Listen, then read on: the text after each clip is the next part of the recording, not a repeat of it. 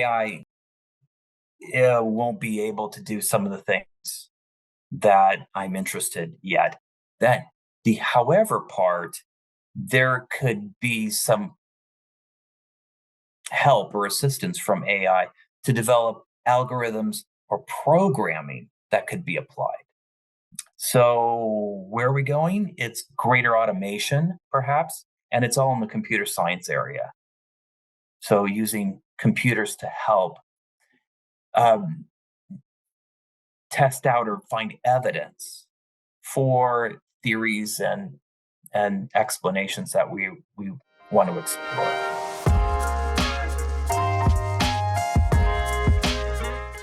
By training, I'm an experimental psychologist. That just gives me a method. My area of interest is in cognitive processes. So that's a wide range of things that happen between our ears. And principally for me, that deals with language influences, memory, internal representation of space. That sounds kind of like, what do you mean by that? I kind of say it's like cognitive maps. Our internal world that represents what's going on outside of us. So we have a research laboratory called Pearl involving undergraduates and independent research projects.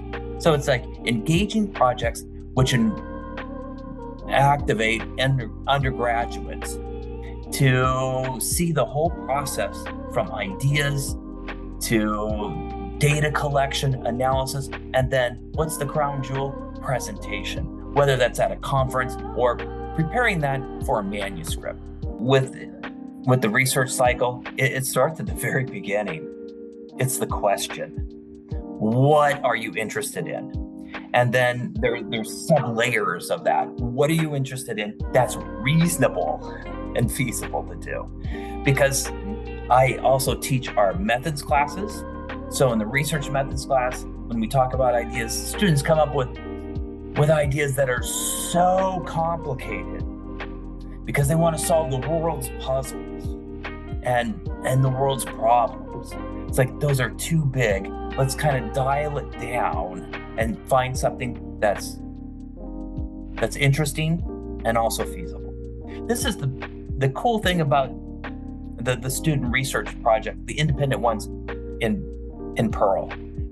Grab ideas that are interesting and accessible to undergraduates and giving them an experience on all the stages of the research cycle. Research is an interesting beast because largely it happens behind closed doors where people don't see it in the process. Kind of like making sausage, right?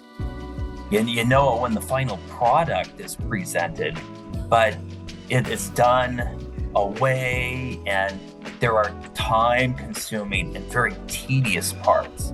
And it takes so much time and so much front effort to get to that poster presentation to present to people in your 15 minutes. When I look back on my undergraduate experience, there are 3 things that I value the most. And you probably guessed what one of those is. So, and I'll just spoiler alert right away. That's independent research. That is working on projects that I can go and present that are outside of regular classes. I value those experiences. And I also got to spend quality time with my professors. That part was very, very valuable. The second one was travel abroad experiences. Those were some of my favorite and most memorable ones. And then the third one was with clubs and organizations. So all of these things that don't happen in the classroom, but they add these layers of richness and life and interest in a college experience.